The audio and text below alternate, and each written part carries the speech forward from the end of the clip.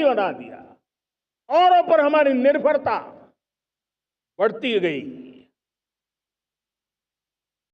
आप जानते हैं, आजादी के बाद कोटि कोटि जनों के पेट भरना बड़ी चुनौती थी, लेकिन यही मेरे देश के किसान हैं जिन्होंने खून पसीना एक करके देश के अन्न के भंडार भर दिए।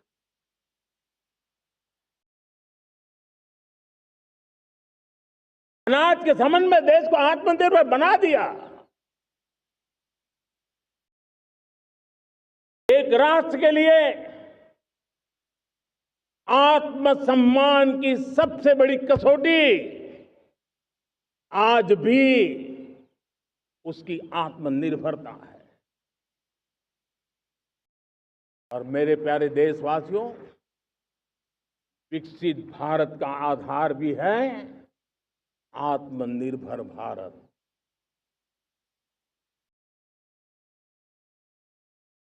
दूसरों पर ज्यादा निर्भर रहता है, उसकी आजादी पर उतना ही बड़ा प्रश्न चिन्ह लग जाता है। और दुर्भाग्य तो तब बन जाता है जब निर्भरता की आदत लग जाए, पता ही ना चले हम कब आत्मनिर्भरता छोड़ रहे हैं और कब किसी के निर्भर हो जाते हैं।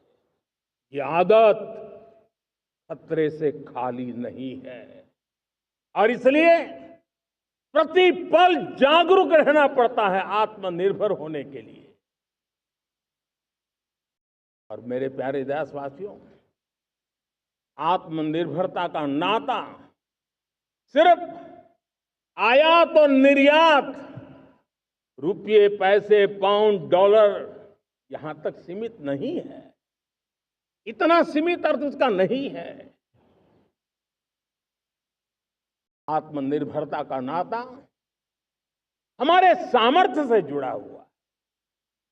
और जब आत्मनिर्भरता खत्म होने लगती है तो सामर्थ्य भी निरंतर क्षीण होता जाता है। और इसलिए हमारे सामर्थ्य को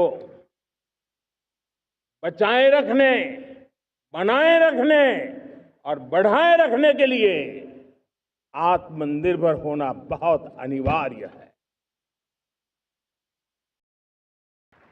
साथियों, हमने ऑपरेशन सिंदूर में देखा है मेड इन इंडिया की कमाल क्या थी।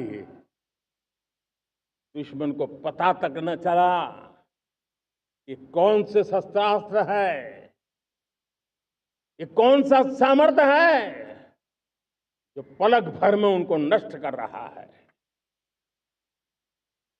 सोचिए, अगर हम आत्मनिर्भर होते न होते तो क्या ऑपरेशन सिंदूर इतनी त्वरित गति से हम कर पाते? पता नहीं कौन सप्लाई देगा, नहीं देगा, साजो सामान मिलेगा, नहीं मिलेगा, इसी की चिंता बनी रहती। लेकिन हमें मेड इन इंडिया की शक्ति हमारे हाथ में थी, सेना के हाथ में थी। इसलिए बिना चिंता, बिना रुकावट, बिना हिचकिचाहट हमारी सेना अपना पराक्रम करती रही। और ये पिछले 10 साल से लगातार डिफेंस के क्षेत्र में आत्मनिर्भरता पर हम एक मिशन लेकर के चले हैं, उसके नतीजे आज नजर आ रहे हैं। साथियों, मैं एक और विषय पर आपका ध्यान आकर्षित करना चाहता हूं। इस बात से कोई इनकार नहीं कर सकता कि 21वीं सदी टेक्नोलॉजी ड्रिवन सेंचुरी है। और जब टेक्नोलॉजी ड्रिवन है और इतिहास की तरफ नजर करें तो पता है, इतिहास गवाह है, जिन जिन देशों ने टेक्नोलॉजी में महारत हासिल की वो देश विकास की ऊंचाइयों को पार कर गए, शिखर पर पहुंच गए। आर्थिक शक्ति नए पैमाने पर पहुंचती गई।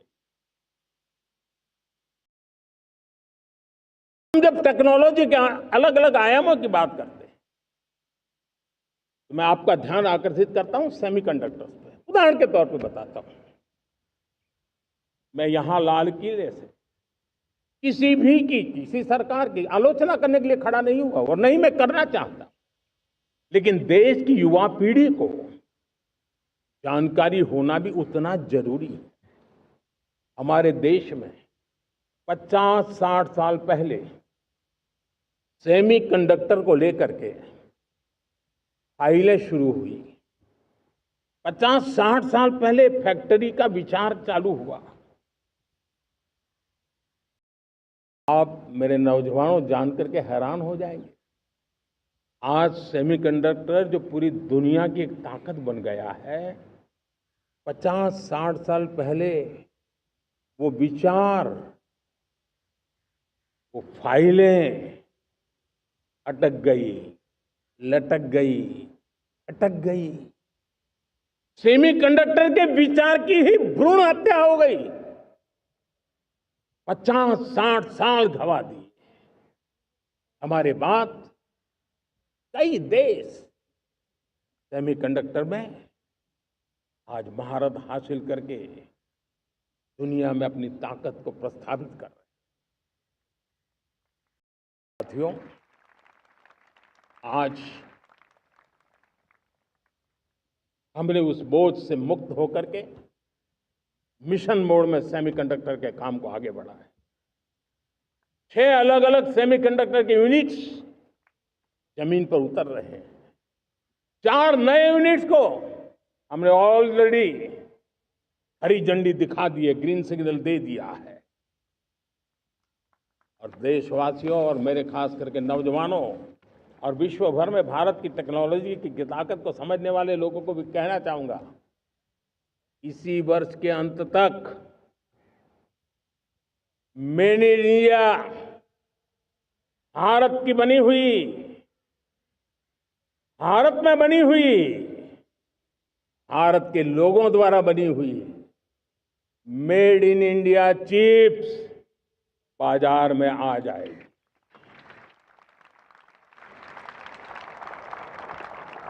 मैं दूसरा उदाहरण देना चाहता हूं। अब ऊर्जा के क्षेत्र में हम सब जानते हैं कि हम एनर्जी के लिए बहुत सारे देशों पर डिपेंडेंट है। पेट्रोल हो, डीजल हो, गैस हो, लाखों करोड़ रुपए हमें खर्च करके लाना पड़ता है। हमें इस संकट से देश को आत्मनिर्भर बनाना, ऊर्जा में आत्मनिर्भर बनाना बहुत जरूरी है। हमने बीड़ा उठाया और आज 11 वर्ष में सोलर एनर्जी 30 गुना बढ़ चुकी है। हम नए नए डैम बना रहे हैं ताकि हाइड्रो का विस्तार हो और हमें क्लीन एनर्जी की उपलब्ध हो।